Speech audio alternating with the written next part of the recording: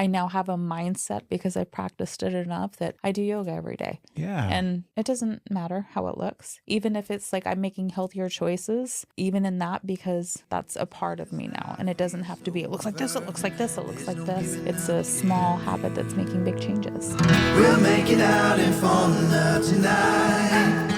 I was checking in with you because last time I was like, we're rolling and we're talking, and you're like, I'm not even ready yet. I didn't have the mic up. So I'm checking in with you to make sure you're ready this time. I mean, we are in our studio. We have all the lights and the cameras on. We're sitting down in front of our microphones, and now we're recording the podcast. Are you ready? See, it takes a lot to get to that space of like knowing you're ready to go. Do you want to talk about how much it takes to get to this space? What's your prep work to get to the podcast space?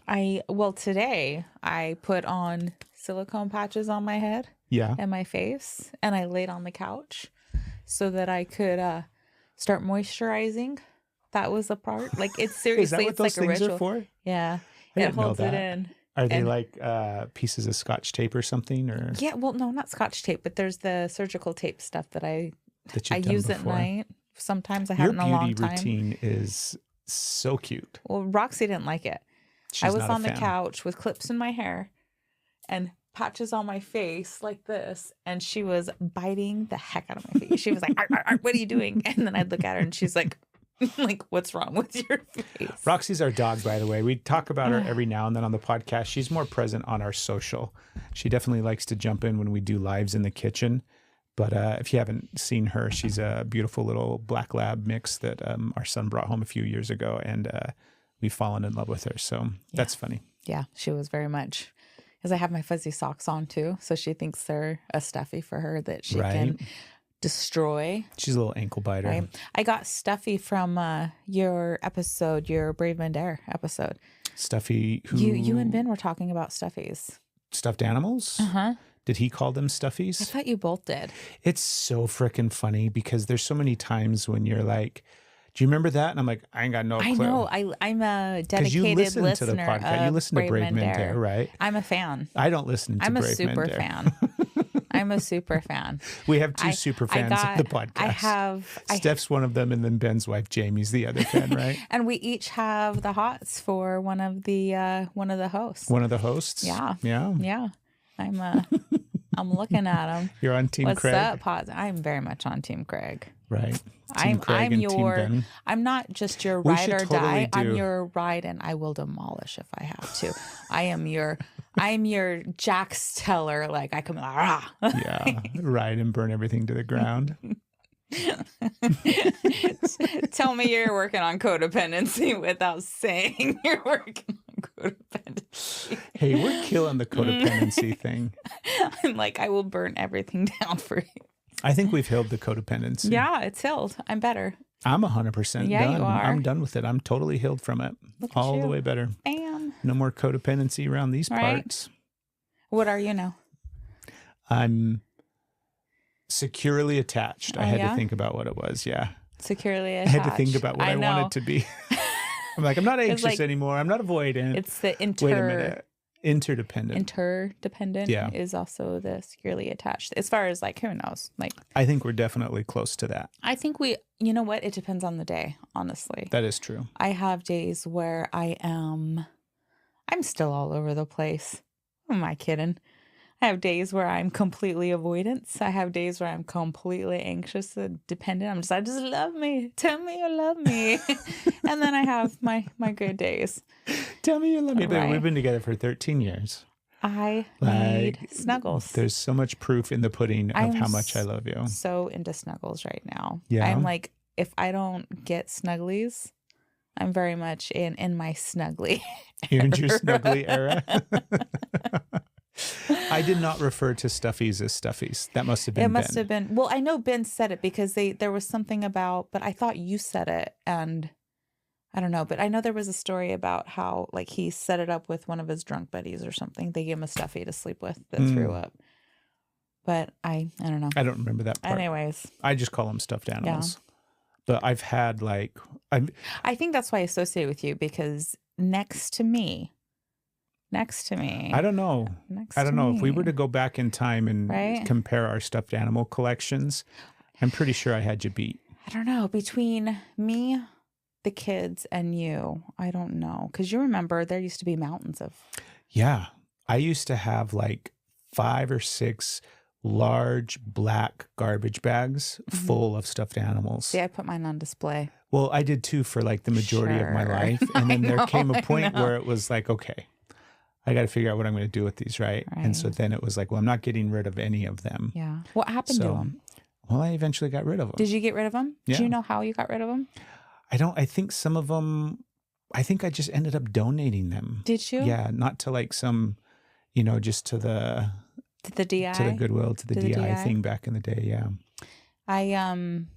DI is it's the Deseret Industries. It's like insider baseball. If you grew up in Utah, everybody knows what the DI is because it's the Mormons' equivalent of the Goodwill, or Salvation Army or whatever. So I had no idea what the Salvation Army was or what Goodwill was. I was like, what are you guys talking about? And they're like, this. And I'm like, oh, you mean the DI? Right. And they're like, what's the DI? I'm like, it's a place where you take and drop it off. It's where you donate stuff. And then they're like, you mean the Salvation Army? You're like, and I'm like, no, I don't know what that is. No. It's not about the army. We're not enlisting in anything. We're just donating stuff. But our fans from not from podcast, our listeners in Utah know what we're talking about. Yeah. They're like, I love the DI. I loved the DI. It's great. Did you like it as a kid? Yeah. I didn't like it as a kid. Yeah. How come? I was embarrassed because I got teased. Oh, because you were shopping at the DI? Yeah. It's shopping at the DI or Walmart meant that you were. Poe. Yeah. And I got teased. So I was Most of embarrassed. my clothes in elementary school were one of two things. It was either handmade. My mom made a lot of our clothing. So it was like Bermuda shorts and all sorts of different, whatever fabric was on sale, probably at the DI. Yeah. And then hand-me-downs from my brothers. So it wasn't until I was like in junior high. And then it was Mervyn's. We had a Mervyn's card. So when it came time for back to school, it was like... That sounds like a Melvin. It felt like a Melvin. Some of those clothes. I think I remember Mervyn's. Yeah. it was at Valley Fair.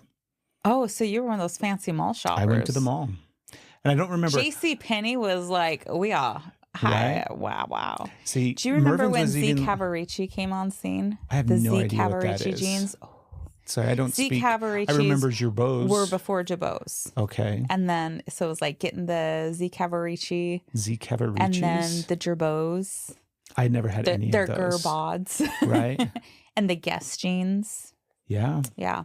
As soon as I got a taste for the browns, then I was very much right. You were all about it. Yeah. What was your favorite brand to wear as a teenage girl back in the day? Tommy. All Tommy stuff. I had a lot of Tommy stuff. I was really. How come? What did you like about it? I just liked the way that it fit. I liked the designs. I was like had this.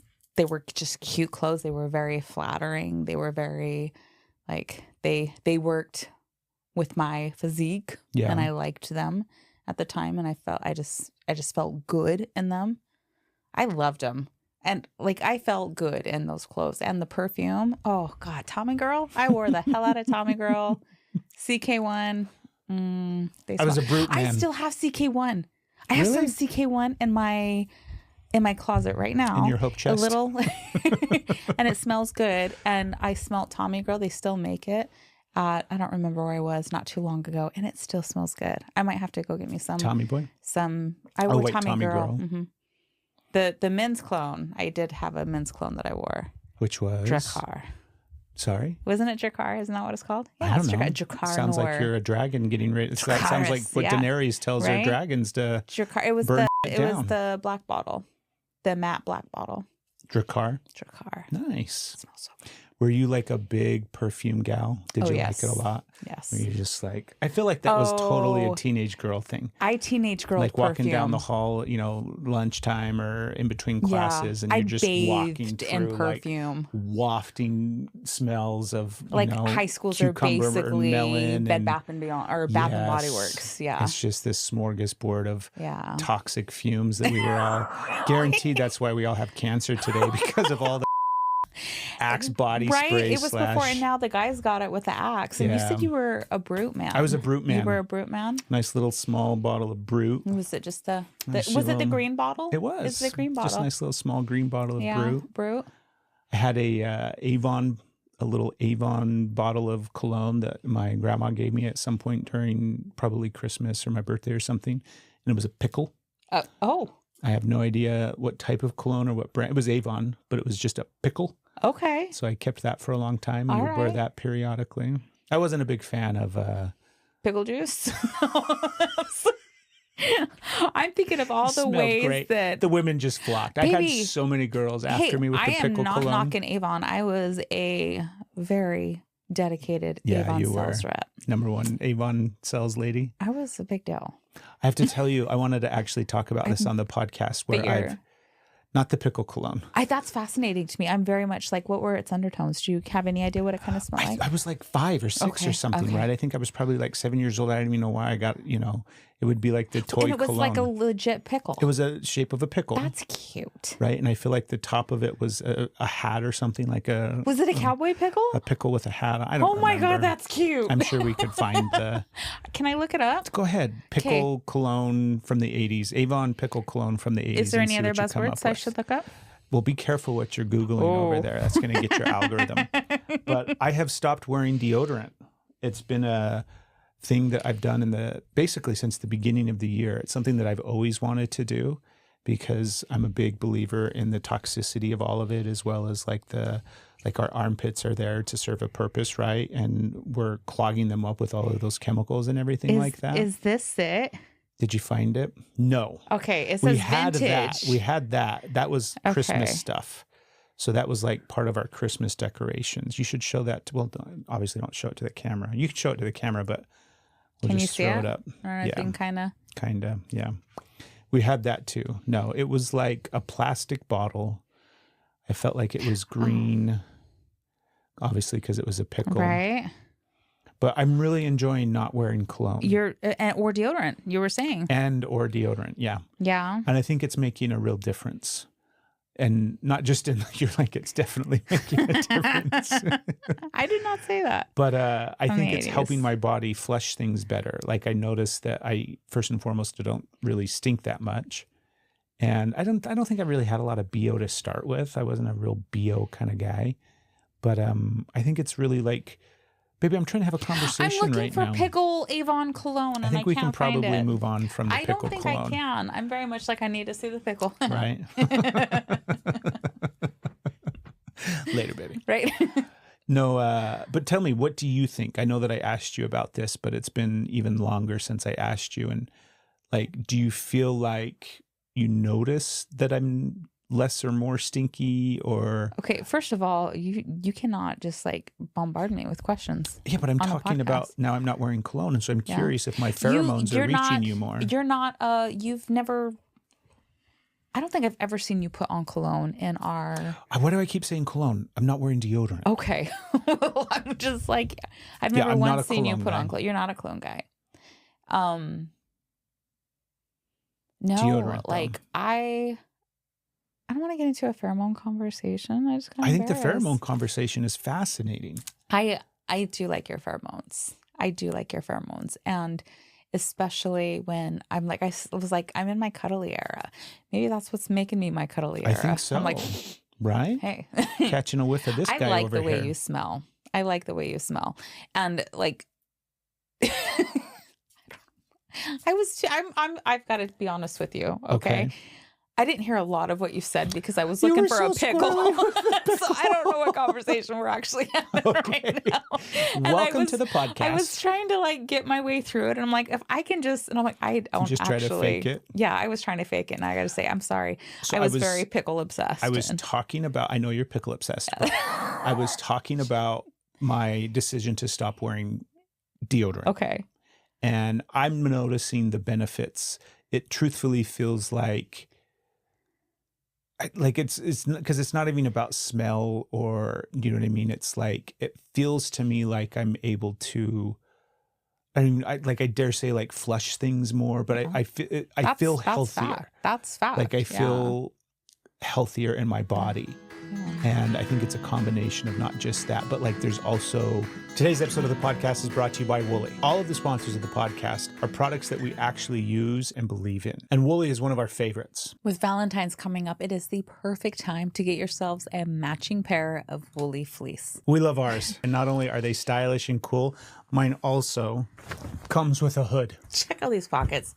Oh, real pockets, deep pockets. Can fit my purse in here. Woolly doesn't just make fleece hoodies. They also have comfortable underwear, socks, pants, shirts, leggings, workout gear. You name it, you can find it at Woolly. Right now, because you're a fan of the podcast, you can save 15% on anything at Woolly. Head to the link in our description and be sure to use promo code Steph and Craig to save 15%. Woolly. More wool, less plastic. The 75 days of yoga that I wanted to talk about, but all these kind of different things that have been happening in the past little bit that are really starting to kind of like reap the benefits of, right? But I wanted to ask you specifically on the podcast, look right into that camera, zoom in. Do I smell better? Do you notice that I smell better? Or is there not much difference? There's not much difference. There's some days, like if you don't wear deodorant, some days there's, some days you notice some days. And that I you think have that is what I'm noticing is that's diet. That is a lot of diet. That's way less to do with any, like it has nothing, like I got home from pickleball last night, pouring sweat. Yeah, you were like, it was like I could wring out my woolly hoodie. Let me paint the picture for our audience members. Paint it. Because you were sweating so bad, but I didn't know. First of all, you didn't smell like it, which was, right? I mean, that would have been a key for me when you're like, you said, feel this, your jacket. And I thought you were going because how soft. Woolly is like, know, right? And I was like, that 100% merino and wool. you were like, you're like, that sweat. Promo code Steph and Craig. And then I was like, what the fuck did you hand it to my me? sweat rag that I had been. I was like, ah! But I didn't know because you didn't smell like you just played a sweaty couple hours of pickleball. You didn't smell like it. That was for real. So I am noticing like that detox period or the diet is. Yeah, I think it has to do a lot with diet. Yeah. I noticed that if I'm eating processed food and sugar, I can smell it in my pits. That's true. Like as soon as I start sometimes to you're like, ooh, recognize, that's sugar. yeah, like I can totally smell when my diet is off. Meaning it's not the healthiest for me. But like when I'm eating clean, and I've been eating real clean lately. You have been eating real good lately. I mean, I am sneaking in the Bojangles chicken biscuits. And Bojangles, if you want to sponsor the podcast with chicken biscuits, we are 100% interested in working with you. They're so good. Yeah. It's like my guilty pleasure right now when we're out door dashing. Yeah. I'm like, I hope I get an order at Bojangles. So you can get you a chicken biscuit. I can go in there and get me a chicken biscuit. Do you know what? I got an order for Bojangles, and it was for Stephanie S. Ooh. And I totally thought that you DoorDashed for me. So I would, and then I was so surprised when I went and delivered it to a Stephanie S. Because I'm like, did you tell yourself hello? I didn't. I was just like, I hope they did include that 2 extra packets of mayonnaise you requested. Pheromones. Yes, pheromones. There's that. I think we talked. Before we get too far on that, I want to the deodorant conversation. Yeah. When I was fighting a cold a little while ago, it was starting to come up, and I was like, lymph nodes were all swollen, and I was tired, and you were like, you were so nice. You're like, I'm gonna go dash, you rest. So, and I was like, I wanted to, like, I'm gonna, like, I can do it now. I have the energy now, but when this hits fully, I'm not gonna have the energy to do it. So let me go now while I still have energy before it hits, because it was just coming on. And you were like, or you could rest, which helped. I took the Cold Calm, which I love Cold Calm. Cold Calm should sponsor. We're avid fans of Cold Calm.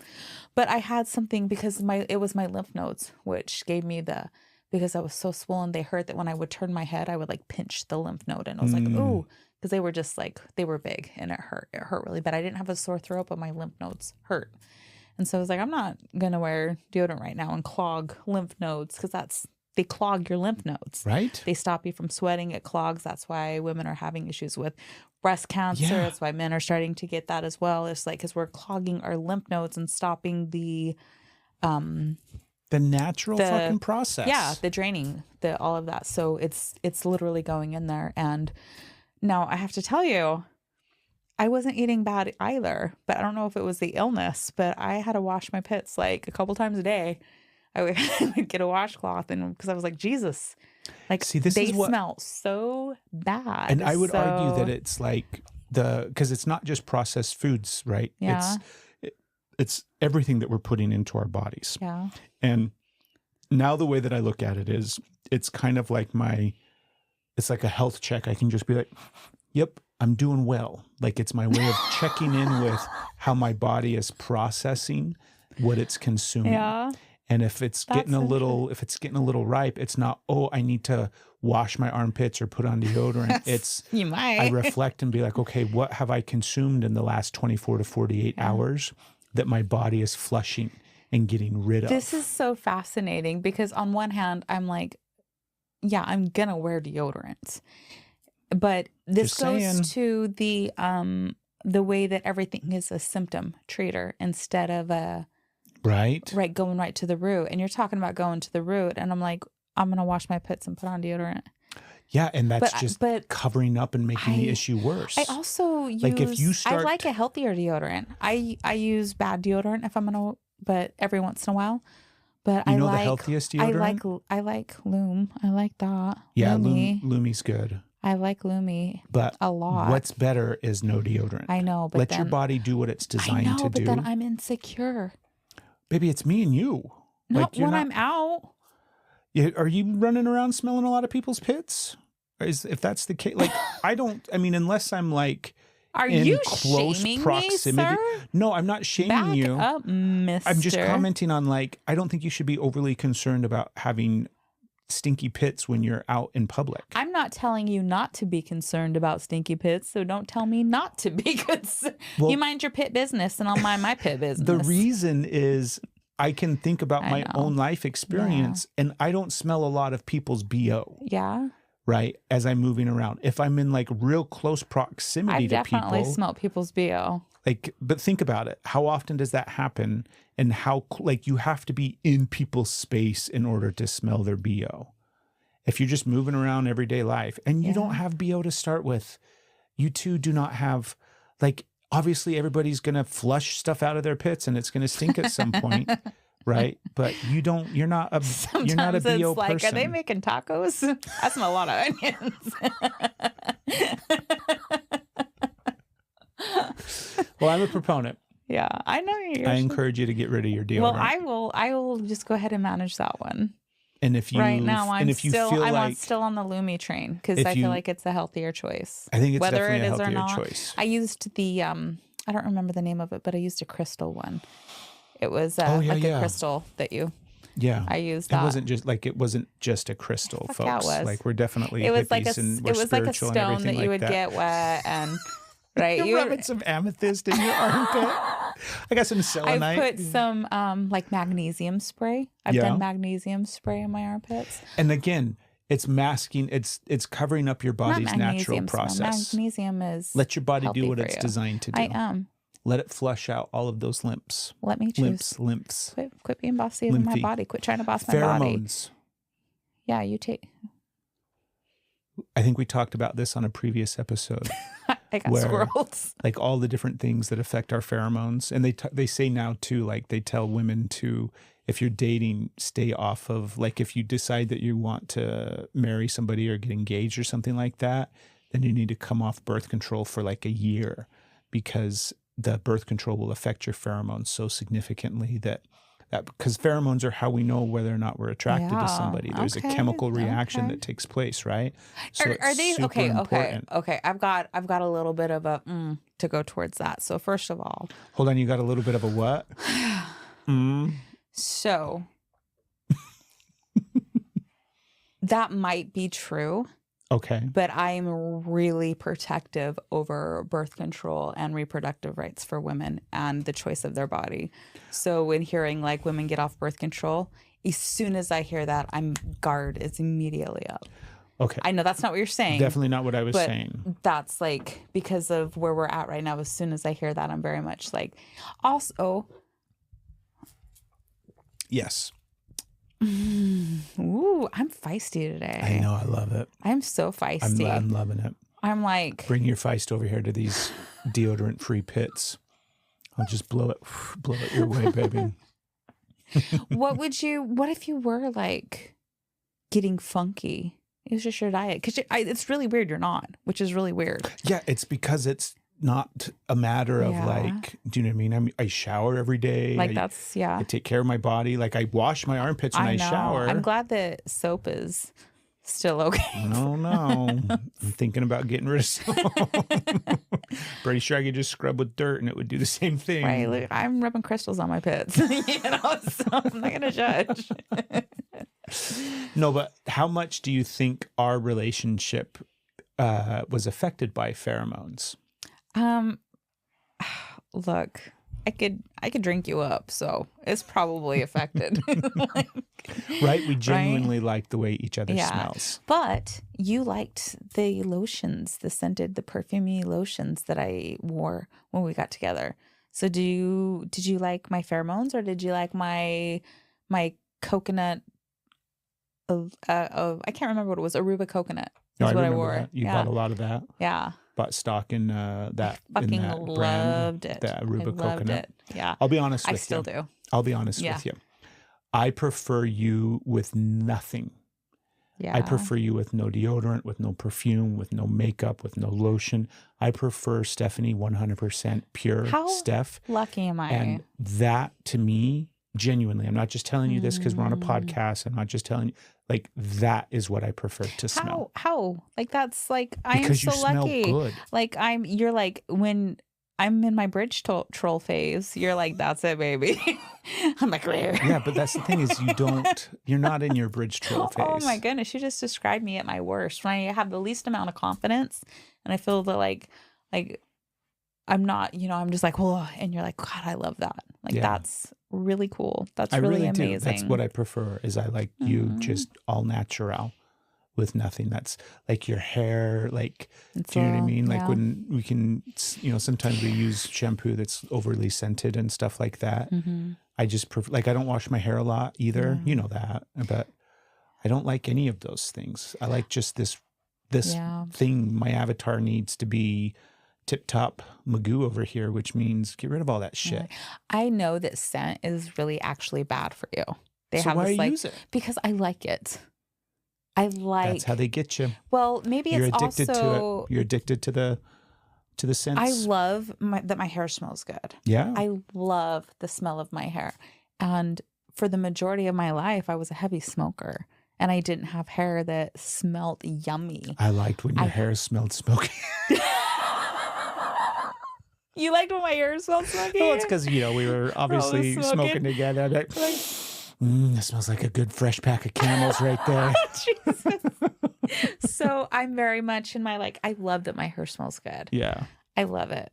There was one time I changed and I got this new heat protector spray because, sometimes it's curly, sometimes it's straight. So, I do all the things, but it was a heat protector spray. And I hadn't had a switch up because I hadn't used product for a long time. I was always doing my hair natural. It was curly. I didn't do heat for a long time. So when I started that, I wasn't used to the smell. And I kept getting whiffs of something. I'm like, oh, that is good. And I was at the store. I was looking over. And I'm like, what am I smelling? I was trying to find this scent.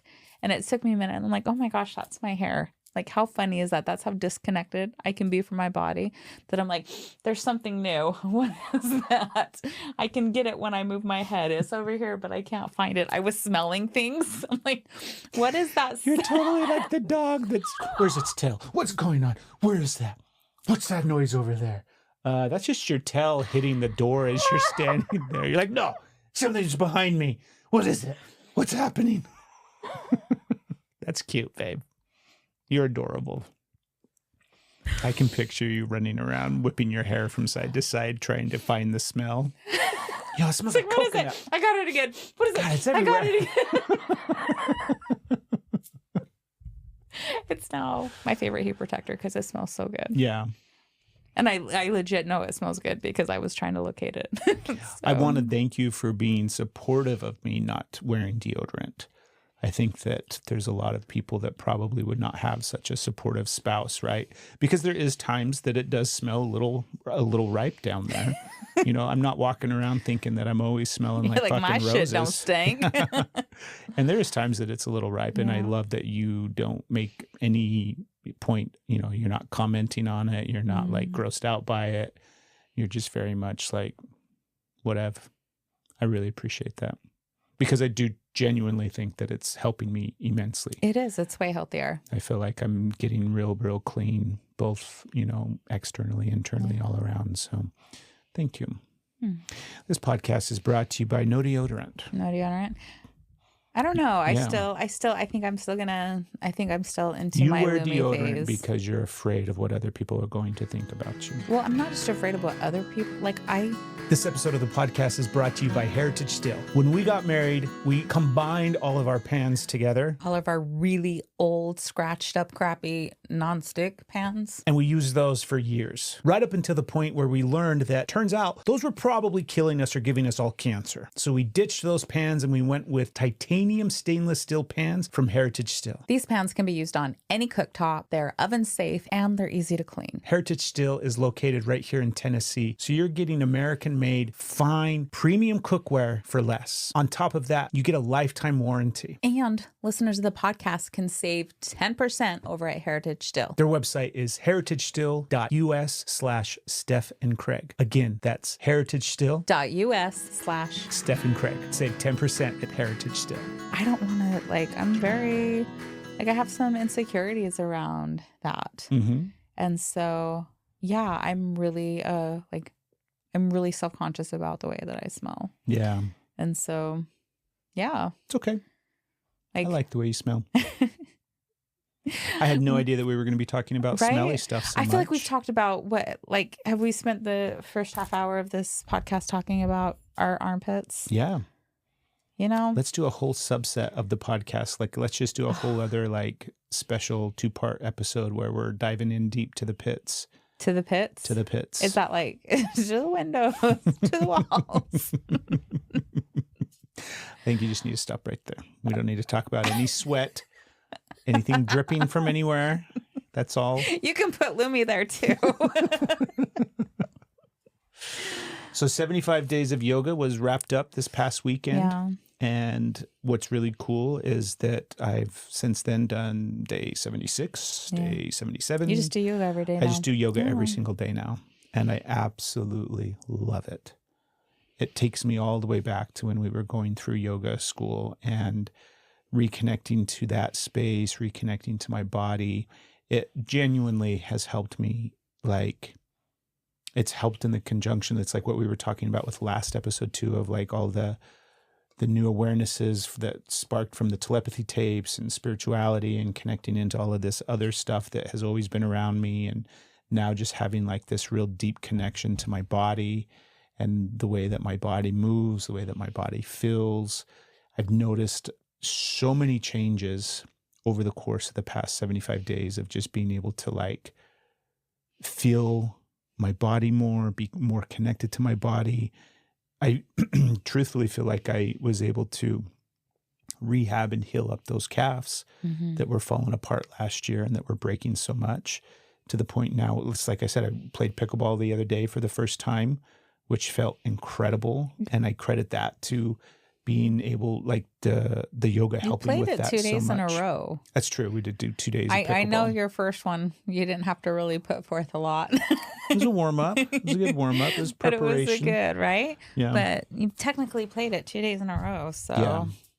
And on top of it, it's giving me the things that I really enjoyed about doing it for the past 75 days was the commitment to myself, which really, really helped in the scope of everything else, right? It's just that thing of I can commit myself to something. I can say I'm going to do something and I'm going to do it.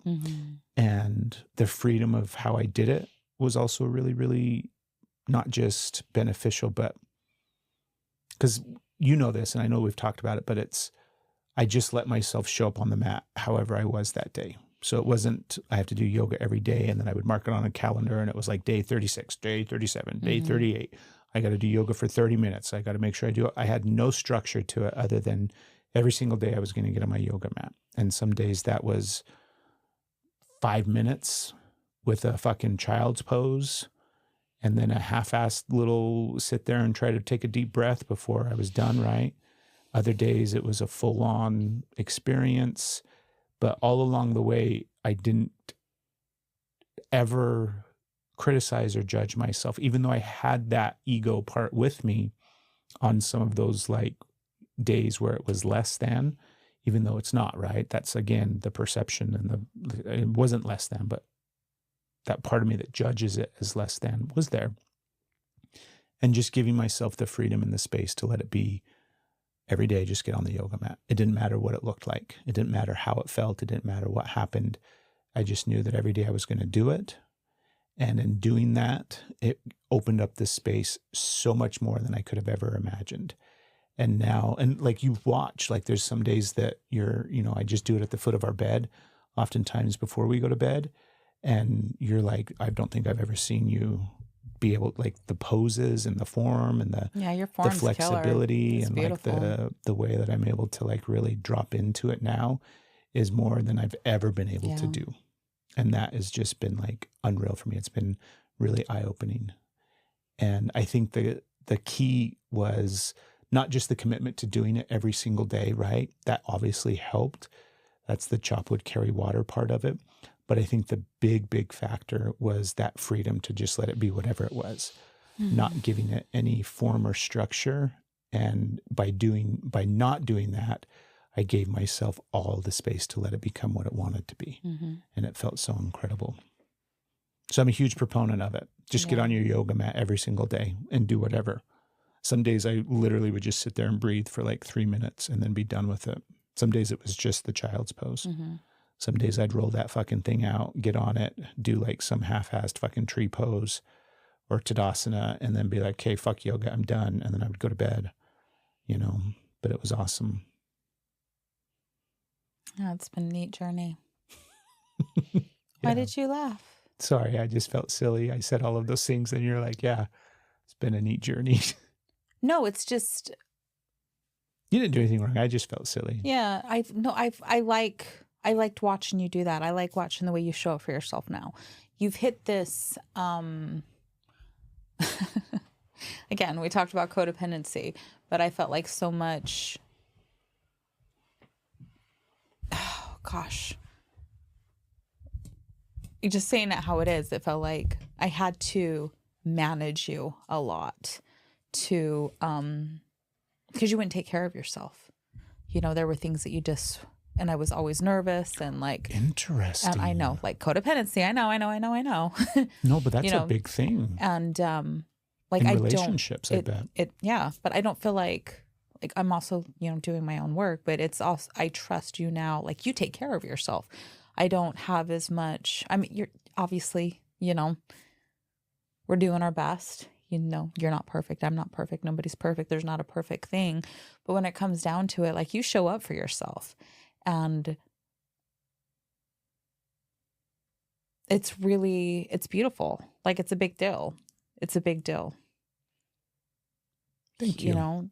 There's so much to unpack there, and I can understand all the red flags and that come with, feeling like I have to manage you to make sure you take care of yourself, and why I have that responsibility that, I understand there's a lot there to unpack. I do the same thing. I'm not going to do it on this episode. It is what it is. But speaking to all that, I like now when you're like, I take care of you take good care of yourself. And I journeyed with you. Like I did my version of 75 yoga that I'm still doing. Mine was a little different. I'm still yoga every day, but mine just looked a little different. There's times that I'm on the mat.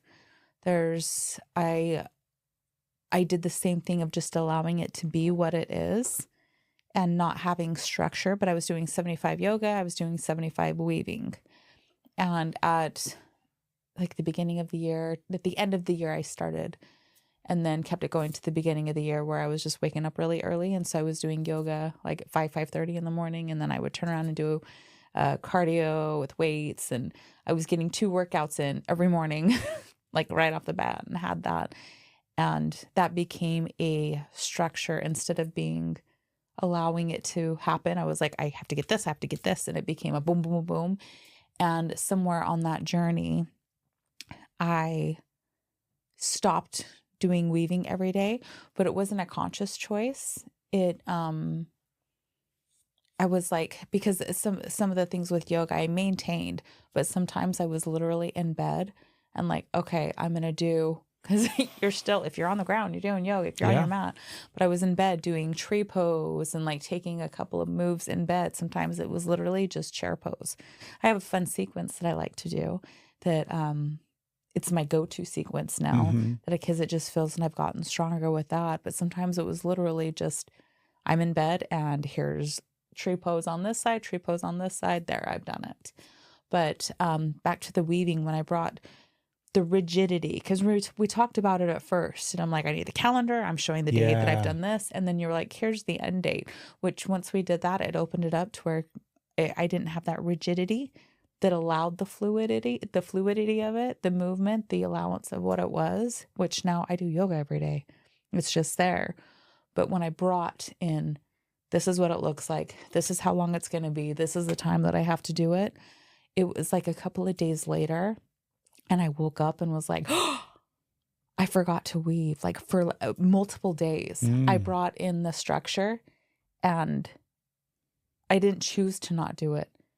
It just somehow left and I forgot. That's so for fascinating. days. And I was like, God damn it. So I failed keeping up with the weaving, but I now have a mindset because I practiced it enough that I do yoga every day. Yeah. And it doesn't matter how it looks. Even if it's like I'm making healthier choices and feeling like even in that, because it's not like that's a part of me now. And it doesn't have to be, it looks like this, it looks like this, it looks like this.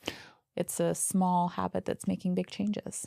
What do you think is the benefit? Like, because there's something in that, like the magic in this space right now is us giving ourselves the space and freedom to not have the structure around it, to not have that rigidity to it, not have that like, it's got to be every day. It's got to be if it's not 45 minutes of yoga, or if it's not an hour of yoga, if it's not, then it's not good enough. And what do you think really helped in that space? Because the fact that we both did it that way and we're able to just consistently show up every single day, I think there's something there. I think there's something about not having because truthfully, that's how we used to do things. Yeah. That's very much how I used to, do stuff all the time. Like if I was going to start any sort of like fitness routine, or, I'm going to go out and lift weights, or I'm going to run, or I'm going to wake up every day and I'm going to do 25 push-ups every single day, or 50 push-ups or whatever it was. And all of those things I was able to maintain them for a very short amount of time, and then I would forget, or I would shame myself because I missed a day, or that I would mess up. It would just become another thing that I failed. And this was something that at no point did I feel like I was failing, because I didn't have any expectation around it other than just the singular, I do yoga every day. Yeah. So that's kind of what stands out to me. What about you? I think what really got me on that was when you said, oh, yeah, I just put the end date on the calendar and took all of that off of it, because I had already started with You'd already started tracking I had it 2 different colors of the dry image. I already had my thing. I was marking what it was. I was already visualizing the calendar that I was going to print out and how I was going to put it on the wall. Like I have to be very like I was going to buy more markers, Yeah. And as soon as you said that, it's like, wait, what? And for me, that's what kind of gave this, it just felt like it's like carrying all the groceries in at once. I like to carry all the groceries in at once. I'll probably always like, how much can I fit on my arms and go in? And usually I'm about to pee my pants because I haven't realized I've had to pee. Right. That's your MO. And then I can't just come in the house and pee. I'm like, No. I have to get everything out of the car first. And if I've got groceries, including that, all at once. And then you come in and you start talking to me about everything. And I'm like, I thought you had to go pee. And you're like, damn it, I do. And you like run to the bathroom. So that's just kind of like, I don't know that I can do it differently, but I could on this one. You said that. And for some reason, it took all the groceries off my arms. Doesn't it feel like there's something in there? Like no, not for me. Nothing's there. I'm fine. No, I'm curious because it's almost like I'm describing what it felt like and kind of having the freedom to just let it be what it is. But I feel like there's something really big there, like we have a new podcast sponsor, and it's one that I'm really excited about. It's Nutrotonic, and they make authentic Himalayan Shilajit. I've been aware of Shilajit for several years, but hesitant to try any of them because there's a lot of fake ones on the market. But when Nutrotonic reached out and wanted to partner with us, I thought I'd give it an honest try. Well, I've been using it for several months now, and I have to say I love it. Nutrotonic is the only brand to sell rare red Shilajit, which is the most healing, it's high in fulvic acid, and it's the most effective type of Shilajit on the market for boosting testosterone, blood circulation, and overall balance of your hormones, all of which reduce common intimacy issues like ED, low libido, and can even help with menopause symptoms. The other cool thing about Nutrotonic is their Shilajit comes in a couple of different options for you. I went with the resin, which I'm a huge fan of. They've also got drops and gummies. Right now, listeners of the podcast can save 15% on anything at their website. Head to the link in our description and be sure to use promo code Steph and Craig to get that 15% off. Nutrotonic, authentic, rare, red Himalayan Shilajit. Give it a shot. You're going to love it. Hidden shadow part that's underneath it all where it was like... I can connect it, but... What is it? For me... Yeah, I'm so curious. That's why I keep kind of like probing. I want to understand it more. Because I don't see it for myself necessarily, the correlation and connection. Okay. I just see how different this experience was for me. Like if I would have tried, when we were going through yoga training, like when we were going through yoga school and everything, it was very much like that was the intention, that was the invitation, that was kind of what our yoga teachers kind of like, hey guys, you should, just get on your yoga mat and practice yoga every day. And I'm like, yeah, I'm going to do it. And yoga every day. Every day it was like, I got to get up there. I got to do yoga. And it was just this pressure. Every day I'm shuffling. Yeah. And this one felt like zero pressure. Yeah. There felt like no pressure at all other than I just get on my yoga mat every day. So what is it for you? You said you can kind of speak to it or know what it is. How we got there was just the unpacking of how you said it, how you got there. I don't know how you got there. Why it's challenging is what I have an idea of. That's not how. It's the perfectionism, the trauma around being, you have to be good enough. It doesn't you have to, if you only do the bare minimum, you're doing nothing.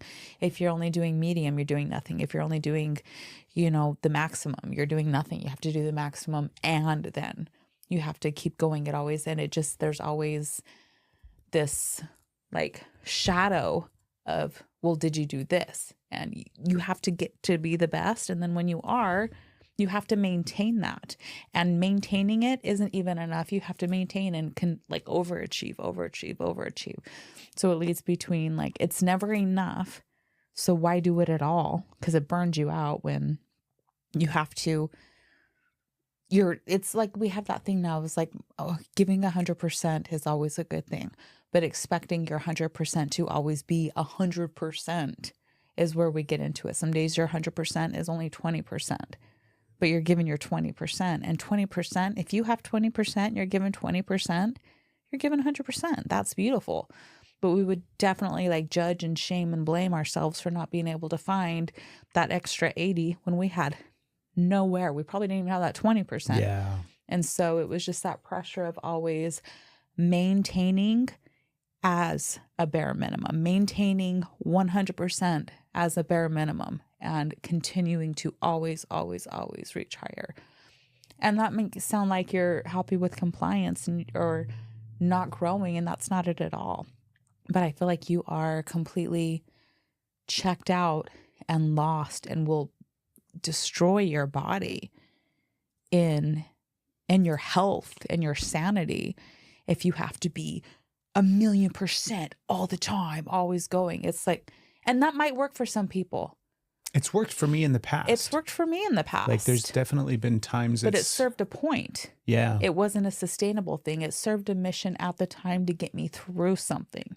It wasn't something that was healthy for me to live. Does that relate to you? Very much so. Yeah. Yeah. And I think we've talked about it before too, where it's like there's things, at one phase of life where that's the thing that we needed. Mm-hmm. That's what I needed in order to get through that thing or to survive that thing or to succeed at that thing. Mm-hmm. And, I needed to prove to myself in those moments, like I remember that phase of life where I was running a lot and I was going out and running every day and just consistently increasing miles and miles and miles and doing more and more running, longer distances and everything like that. And that was a really important thing for me to experience. I think that was a really important phase of life for me to kind of navigate and go through as well, to prove to myself that I could actually do that thing and push really hard and push really hard. And then, inevitably there was always the downfall from that too, right? Every time I've ever pushed myself really hard in physical ways, there's always the drop off afterwards. There's always the downfall to it where eventually my body starts to break down. And last year we saw it with pickleball and my calves where they just kept breaking, and I couldn't play even though I was like, we got to play more pickleball. We got to play more pickleball. And so it was an interesting shift where the way that we used to do things or the way that I used to do things and it had served me at certain points in my life was definitely not serving me any longer. And I'm really grateful that for whatever reason, because it wasn't even like a conscious choice. Do you know what I mean? It was conscious in the moment of like, oh, I'm just going to give myself the freedom to do yoga however it looks, right? That was a decision that I made, but I didn't go in with that decision when I decided to do, because all of it came from came from Brave Men Dare and Ben doing his 75 hard and everything, right? And it was like, well, I don't want to do 75 hard because I didn't want to do, that's very structured. That's very much like you have to do these workouts multiple times a day. So, it's all of this structure and bang, bang, bang, do it. It's 75 hard. It's 75 days. I've never been able to complete that. Yeah. I've tried it a few times. I've never tried it. And it's never been something that I've been drawn to. Yeah. And when he started doing that and he did it, he was able to accomplish it. And I thought that was super awesome. But I just knew that I wasn't, not only was I not, I don't think it was a matter of like, I wasn't able to do it. I had no interest in doing it. And then when I thought about doing yoga for 75 days, then it was just like, oh, I'm just going to do it however. And the impetus for it, the thing that kind of like sparked in my mind at the time was that podcast that I heard or something. Again, I don't remember how all of these things come into my field of awareness, right? Most of the time it's podcasts. Sometimes it's content that I'm watching online or something like that. But that woman that just swam every day. Oh, I loved that. Right? And that was the... was it? It was the Matthew McConaughey one I sent you. I don't remember who he was talking to. Was it the Modern Wisdom? I think so. Yeah. Yeah. Where the guy was talking, and she's like, "Yeah, I go swimming every day." Well, how do you do 5 miles a day? Like, do you swim an hour? And she's like, "What? What are you talking about?" I just go out and I swim every day. I swim until I don't want to swim. Yeah, and when I'm done swimming, I'm done swimming and I go home. Yeah. And hearing that was the thing that then clicked in my brain when I decided to do yoga, where it was I forgot about that. That was a big deal. I'm just going to do it that way. Right. And that little act of like, that's the thing that I think is really, really beautiful. That to me that's is like scarcity. Hold on. Keep going. I just had something come into my mind. Keep going. I'll remember. I won't lose mine. No, I won't lose mine. Go ahead. Oh, shut up. Keep going. I know who I'm married to. I know. Keep going. Go ahead. No, I interrupted you. Keep going. Let's go back and forth for another 5 minutes and we'll both forget them. Baby, or you could just go. Look at my feet. What is that? Heels dug in. I'm not going. You can take this horse to water. Fight, you're going to make me forget. The synchronistic thing of recognizing, okay, I'm going to do 75 days of yoga, and then having that memory of that woman, that moment on that podcast that I listened to inspire me to do it in a different way. That to me is a really clear example of the universe at play, of, consciousness at play, of like synchronicity aligning and just taking me towards this like unconditional love place. And the more that I tune into it, that happens all the time. Yeah. It happens on the regular. You've had it happen consistently. I mean, our whole life we've had it happen consistently. But having awareness of it is the thing that I think is really important. And I love it. Like, I love when I have awareness of it because they're so fun. Like, it's so fun to be like, oh, that thing that I just heard the other day, or the thing that somebody just told me the other day, or the thing that I just saw the other day. Now it's popping back into my head in this moment, and it's making an impact, and I'm doing things differently. And, it's like the universe constantly helping you towards your highest and greatest good. Because again, that freedom that came from just, oh, I'm just going to do it every day, however I want to do it. How it show up. I mean, holy have I reaped the benefits, Batman. You have. It has been such a gift. It has felt so incredible. I feel so much more connected to my body. And then it goes back to like scripting, journaling every single morning for like 2 years. Yeah. And in the past year and a half, probably, that script was, I'm joyful and full of gratitude now that my body is in the best physical, mental, emotional, and spiritual shape that it's ever been before. And I kept over and over and over and over and over and over and over repetition, that phrase every single morning. And at some point along the lines, it was like, I'm going to have to do something different if that's going to happen. And so then I start doing things differently. And then next thing you know, I'm doing 75 days of yoga. And the next thing you know, I'm doing it in this really loving way. And next thing you know, my calves are healing. And next thing you know, my body's healing and my mind and my emotions and all of these things just start clicking and coming together. Every shift that you're making now is in a loving way for yourself. And you, in the past, it was like just from the wounded spot, even when you were trying, it was like you didn't feel like you really deserved healthy or nice things for you. So if you were making a healthy shift, you had to do it in a punishing way for yourself to hurt yourself. I was loving myself the way I was taught to love. Yeah. And so, which meant pain. Which meant pain. Which meant abuse. Yeah. Which meant punishment, which meant all of these other things. Yeah. Yeah. And now I know how to actually love myself in a much more healthier way. Yeah. I'm so excited by it. Like, it gets me all jazzed up thinking about, it's beautiful. How I'm treating myself so differently and how I'm feeling about myself so differently and moving through life so differently. And yeah, it's awesome. It's way awesome. I like watching it. I credit it all. I like you being nice to you. Right? I like it. I'm a big fan of that. Yeah. I can credit it all to getting off of deodorant. And we circle back around. You did it. There's the callback. Nailed it. Podcast Procter over. and Gamble's going to come at us. Don't let them know. Okay. Okay. Miss Dig Your Heels In. Did you forget? Well, you circled it back to love, which is better. It's like that thing of, I was going to say it was like a scarcity mindset of like where you're at being able to listen to your body and like swim till I don't want to swim and not until I can't do it anymore, which, if you're in the fight of your life, obviously you want to, keep going, but not everything is the fight of your life, even though we make everything the fight of our life. Yeah, sometimes. So it's like the food, the scarcity mindset, overeating. I struggle with overeating massively.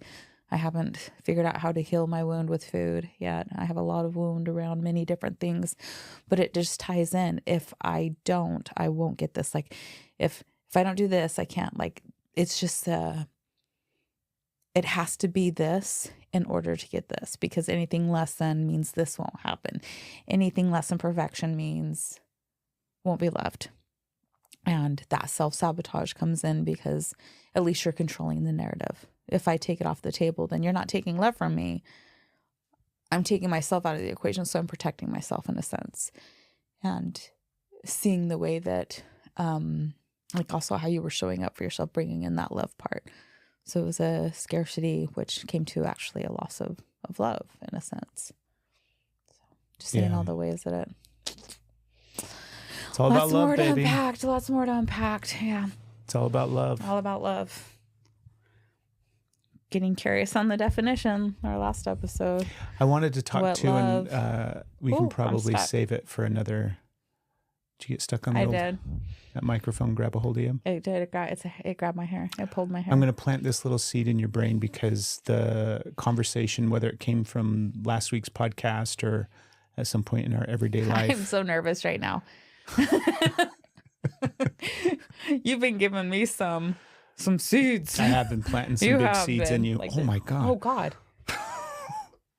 That was Not what we're talking about, folks. Get your mind out of the We gutters. surprised ourselves with that Right? one. God, these people that listen to this podcast, I tell you, they're constantly thinking Right? just naughty things. No, now I can't stop thinking about that. Seed. You had a seed for me. Yes, I got a seed for you, baby, and I'm going to give it to you No, right now. like seeds are scary. I don't want seeds. The conversation that we've been having around love and fear and your awareness of like, this episode of the podcast is brought to you by Element 6. E6 is a local company right here in Tennessee, and they happen to manufacture some of the best pickleball paddles you're going to find. If you're just getting into pickleball or if you're a professional, E6 has you covered. All of their paddles are engineered with advanced technology and some of the latest materials in the pickleball game. They offer free shipping and returns, and right now, listeners of the podcast can save 10% on anything at their website. Head to the link in our description and be sure to enter in the promo code Steph and Craig. Get out there, get on the courts, and come play some pickleball with us. Element 6, premium pickleball paddles for your pickleball journey. Really diving in and unpacking and understanding what love is for you, like your definition of it, how it's shown up for I you. have to like unpack All a of lot those things of what- too, right? I want to have a deeper conversation about that on the podcast because I Okay. think that's a really important conversation. I think we also need to talk about the Adam and Eve thing. That's another big thing that I think we should be talking about. That's just a seed. We're not talking about it now, so don't go all wide-eyed. Like, don't say those things on the podcast. And I had realization through our conversations where it's easier for me to sit with fear and turn it into love because I experience fear very different than you experience fear as a woman. And that whole realization of like women have to move through life and through the world with fear in such a completely different way than men do. And that's something that I want to talk about more because I want to understand it more so that I have a contextual understanding of it. I think I recognize that like, you know, the threat of violence and danger and things like that isn't the same for me as it is for you. And so what I deem to be dangerous to my physical, you know, like to me physically is very, very different than what you have to go through and experience and navigate. And I think that's a really important conversation too that I want to talk about on the podcast. So those are just a couple of those little seeds of like. Well, today I'm filling up for it. Not right now. I mean, for next episode. Okay.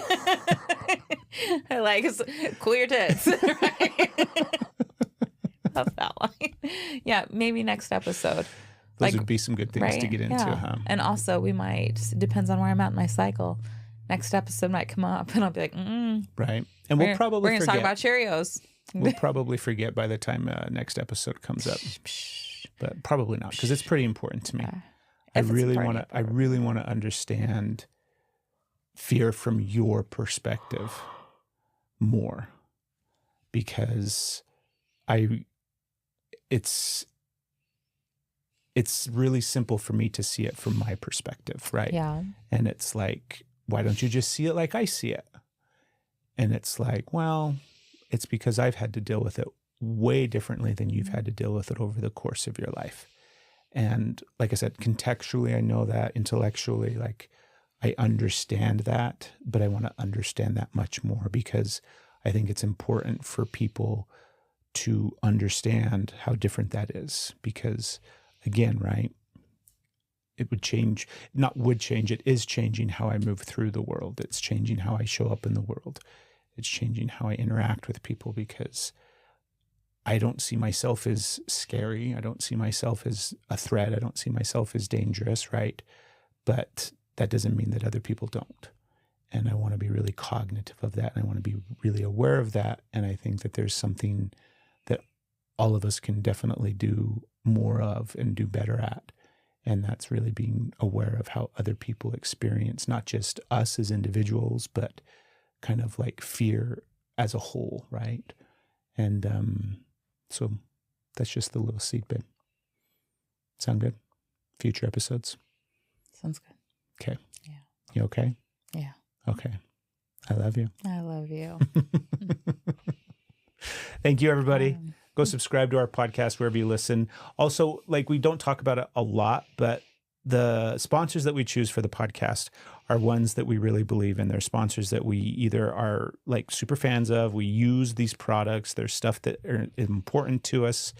We really made a deliberate decision when it came to working with people and with companies and with brands that we find useful, that we believe in, that we find it. Like, we're not trying to sell you stuff that we don't in fact use and or benefit from. So we're really focused on choosing specific brands and specific companies and things like that, you know, we think are important and that we think will help you because they're helping us. And so if you like the podcast and you want to go support some of those companies, some of those brands, it's easy, right? We've got all that information in the show notes, and all of that stuff really helps us on the back end, kind of with all, you know, everything. I mean, truthfully, everything that we get from those sponsors is what's keeping the lights on right now and allowing us the opportunity to continue to do the podcast. And we appreciate all of that support greatly, on top of everything else that you guys do for us. Like, we're incredibly grateful for the people that tune in each week and listen to the podcast and comment and share and do all of those kind of things. We have had our lives change time and time again because of podcasting. And so it's our goal to always kind of share this journey and everything like that with all of you, because it's a real gift. Anything else, my love? Thank you. We love you, right? Are you ready? Expect the best. Plan for the greatest. And we'll see you guys next week. We got a wild ride. Wait and see, you and me. We were meant to be. Thank you for listening to this podcast. You've made it all the way to the end, and we are so grateful for you. If you have a moment, you could take time to like, subscribe, and share this episode. It really helps us. And also, if you liked this episode, which you're still here, so you probably did, you might like these clips too. And again, thanks for supporting the Steph and Craig Show. There's new episodes every week. See you next time.